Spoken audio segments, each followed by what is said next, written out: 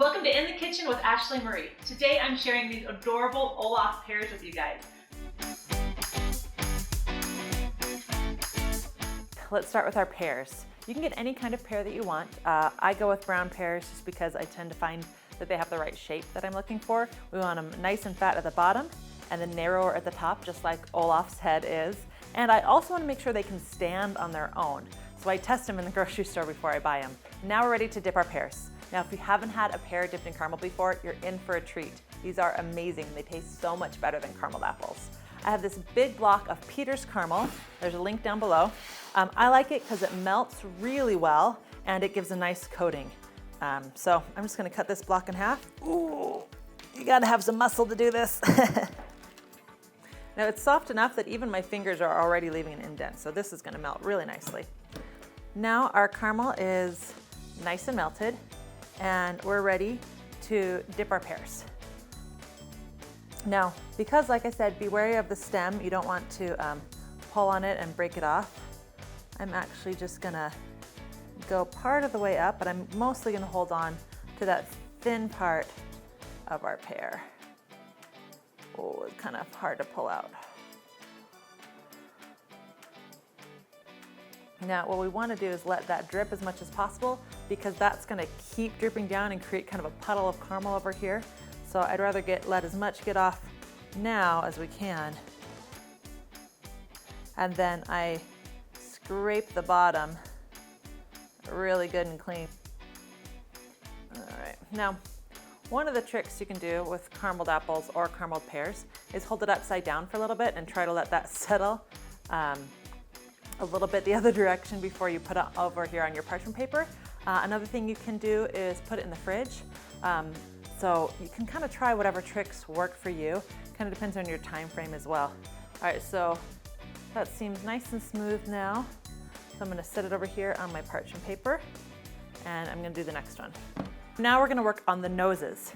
So I've already mixed the red and yellow fondant together and we have this great carroty orange color, perfect for Olaf's nose. What I usually do is I'll take maybe about the size of a large marble and roll that between my hands. And then I'll put it in the palm of my hand and just kind of roll it to a point on one side. And then we can kind of pull that out a little bit. I'm gonna flatten the back end because that's what's gonna stick to his face. So I'm gonna put this over on some parchment paper and let it dry. And I'm gonna make a couple more noses. All right, so our chocolate is nice and smooth and nicely melted. And we are ready to dip our caramel pears in the chocolate to create our nice white Olaf.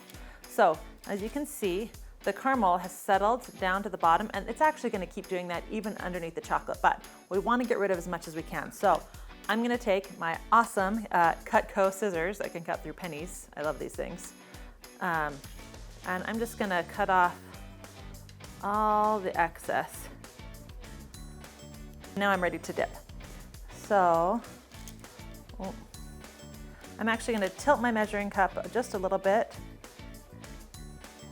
and just spin that around. I don't want to dunk it too heavily into the cup and have a hard time getting it out. So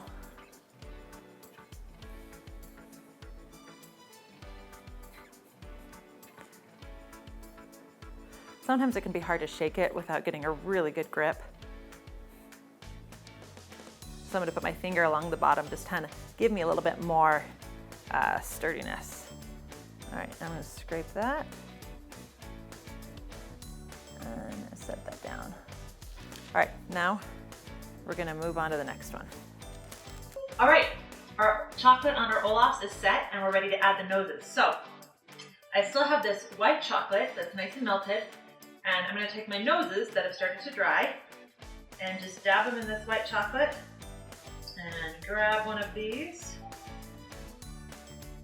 and stick the nose on where I think it should go.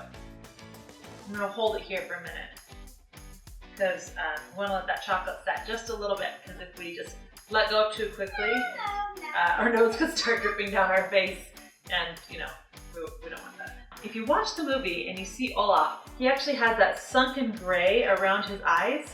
And then if we just piped on his mouth with white, you can't really see the white on white. So what we're gonna do now is take this white chocolate and we're gonna add some of this black oil-based candy coloring. Remember, oil-based because if it was water-based, it would make the chocolate seeds. And we're gonna make a really nice gray. Now, add a little bit at a time because you can always add more. Take the one that we're gonna start with and hold an eyeball between my pointer finger and my thumb. Dip these eyeballs in the gray. Be careful once you set them down, they're down. Kind of press right into it. And you can see how even though the gray is not really strong or very deep, it kind of creates that shadowed look. Now we have our grayed or sunken Olaf eyeball look. So we want to fill the piping bag with chocolate. Now, piping with chocolate is a little bit more difficult than piping with frosting. One, it's runnier because it's warm. And so you don't want to cut a huge hole or it could just start oozing out everywhere. We don't want that. And two, because at the same time that it's melting and oozing, it's also setting and getting hard. And you might end up with just a big, huge bag of hard chocolate if you move too slow. And I'm going to practice right over here on this to make sure that it's piping pretty smooth and that it's the thickness that I want it, because if it's too thin, you can cut a bigger opening. But remember, if you cut too big of an opening, you can't go thin again. So always a little bit at a time. I'm happy with the detail on that. So I'm going to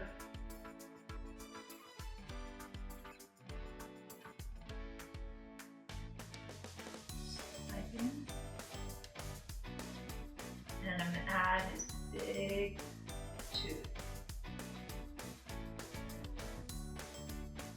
Alright. So there's your Olaf. So go ahead, give it a try, and let me know what you think. Don't forget to check out my site, ASHLEE MARIE, for more detailed instructions on this and all of my other frozen party foods. Thanks. All right, our Olaf pears are all finished and we're ready to try them. Are you guys ready? Yeah, yes. Are you ready?